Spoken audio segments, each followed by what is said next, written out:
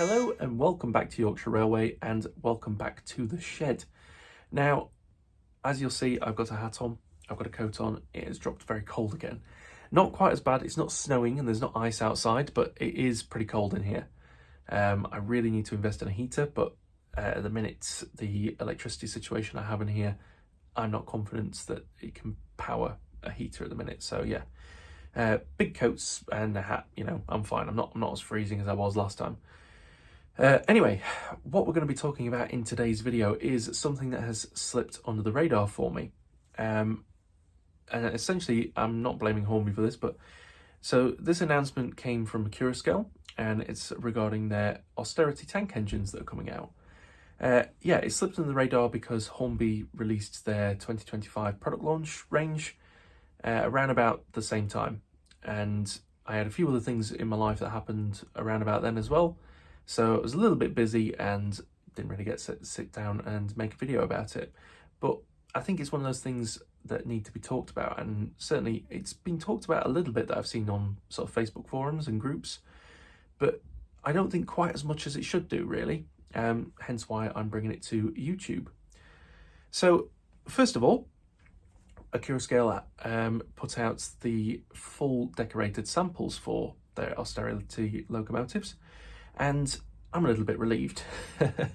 So there was one locomotive out of the range in particular, which was the LNER version, and I'll put an image on screen of the CAD renders right now. But as you can see, it's banana yellow, and well, I say banana yellow, it's like mustard or custard yellow. It's yeah, very, very bold, but at the same time wasn't quite my cup of tea. I thought, yeah, this isn't for me. This one, you know, I really like LNR locomotives. It's sort of my area that I prefer. But I was like, yeah, it's not really the locomotive for me. But my qualms as such have been silenced by that because Accurascale have put out the full rendering, and I'll put that on now. And as you can see, it's like almost like a sandy khaki colour, which I almost quite like. It's almost like sort of military-esque in a way. But yeah, I kind of really like that livery on there. So damn Accurascale for doing this to me, because I'd sort of made up my mind of which one I was going to pre-order. But I haven't now because I don't know whether to go for the LNER one or stick to my guts and go for the National Coalboard Black. Which is the northeastern one, because I really like the shape of the cab on that. It's very unusual, so that's the one that's drawing me the most at the minute. But yeah, the LNR is now drawing me as well, and I'd love to get both, but I just don't think I'm going to have the budget to do so. So I'm going to leave it for a little bit and have a bit more of a ponder. But you can drop in the comments down below which one do you think I should get personally. Moving on, we get to, and I'll just have to check my iPad for this because I'll not remember the name, but it is Glendower.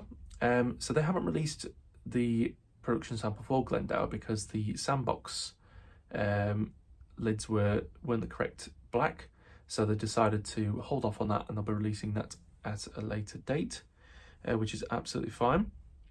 And then we're moving on to what is the biggest news, and I'll put the image up now so you can see.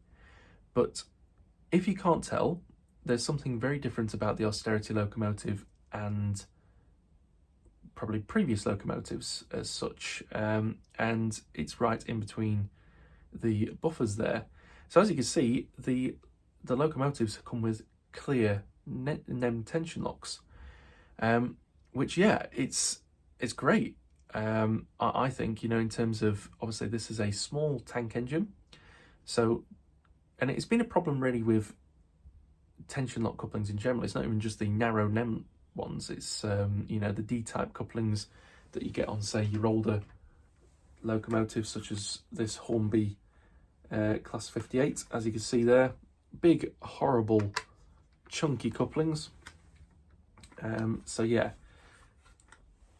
and then obviously we move to this one here. As you can see, it's not quite a NEM small narrow one, it's still a little bit chunky.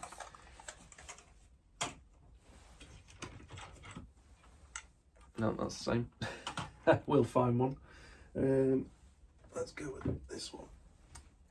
There you go. As you see, today's modern age, we have moved to the narrow NEM tension locks. As you can see, very, very small, but at the same time, it still sticks out. You know, if you look at the locomotive there, it sticks out a lot. You can see it, and it does detract a fair bit. I'll just put that there. There we go.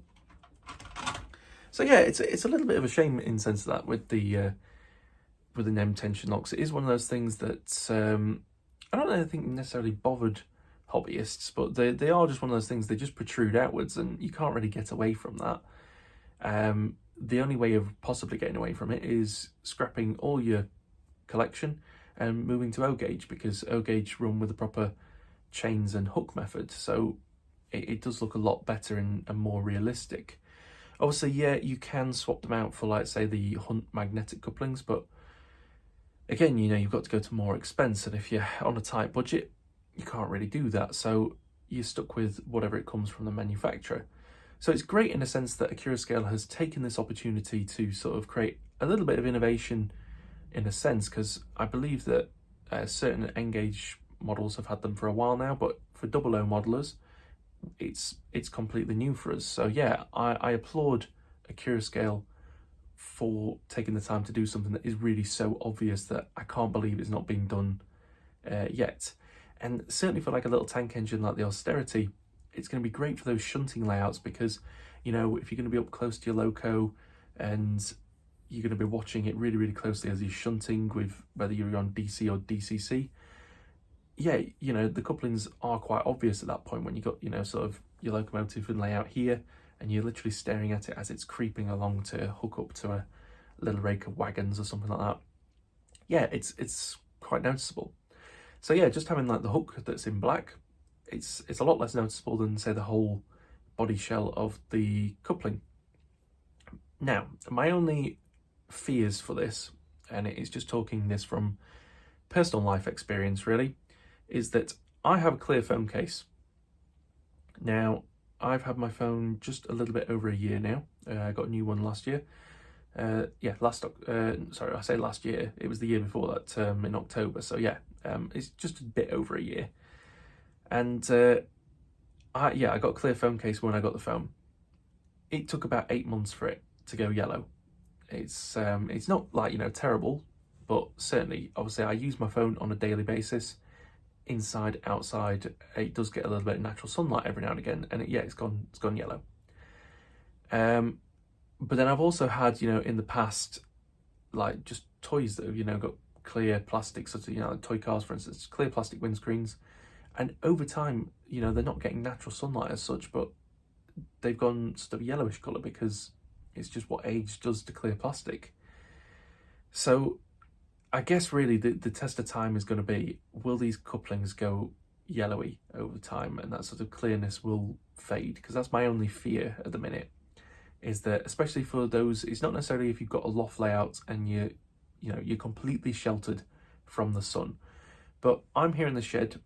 I've painted over the windows at the minute, because I'm going to block them off anyway.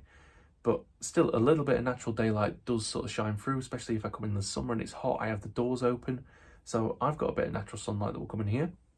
For those of you that have your layouts in a spare room, or say in a conservatory or anything like that, how long is it going to take for these couplings to go yellow? You know, I don't know the type of plastic Accurascale has used, so I can't say in terms of the lifespan. I'm just speaking on speculation, and I'm not trying to, I should just say this right now, I'm not trying to poo-poo on their ideas at all. I think it's great, I really, really do. It's just, I know what clear plastic does, and I'm really sort of skeptical of how long it's going to take for them to discolour, because that's the only thing that's going to sort of detract from it for me, is that, you know, you're going to have this nice brand new locomotive that costs you anywhere between £150, £250, depending on which version you go for. And within, like, say, 6 to 8 months, and your couplings have all turned yellow. You may as well have stuck with the black ones if they do that. If they've somehow made a way that, you know, they probably thought of the risks, not many people do have them in natural sunlight, then yeah. But I could see eventually I'm probably going to end up having to swap out for some black ones, because I don't see them staying clear personally. I mean, it is great. They have said that they will be selling these separately as well. So if they do discolor, you can always buy some more. Nem pockets don't really cost that much at all to buy. I think the Hornby ones that I picked up, I think they cost me a tenner for a pack of 10. So, £1 each. It's not really that much, is it really? When you put it down to brass tacks. But yes, in terms of that, as I say, I've gone over the price. You're looking at 150 for the DC version, 250 for the DC sound version. So I think it's great in terms, they're not bothered just offering just a DC version. Just go for the full hog DCC sound. Sorry if you can hear that. There's a helicopter somewhere buzzing over. But yeah, what they have said at the bottom of their little news update is that it is to be delivered in Q2 of 2026. So yeah, we're still quite a while away. That's next summer. So yeah, we've got plenty of locomotives to have at this point. From Accurascale, we've got obviously their Class 60s coming up. We've got the Class 50s, the buck jumpers, the Class 89s.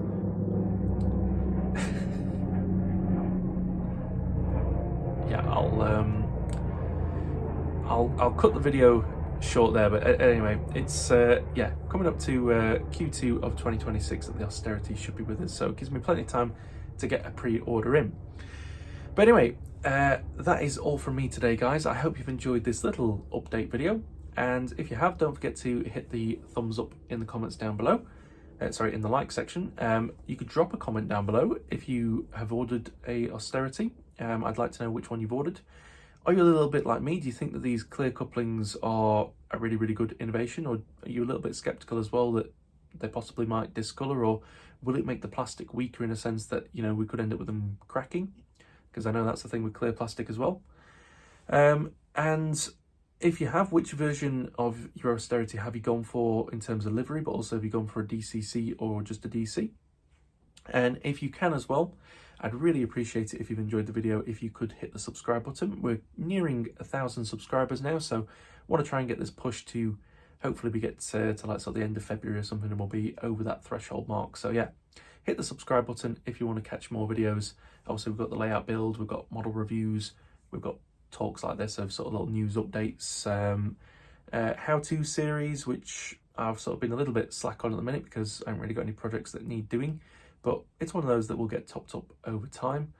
And yeah, we might have some running sessions, or, let me know if you think doing some live streams or something like that. That might be something I could do over this year. But yeah, there's a little bit of something for everybody on this channel.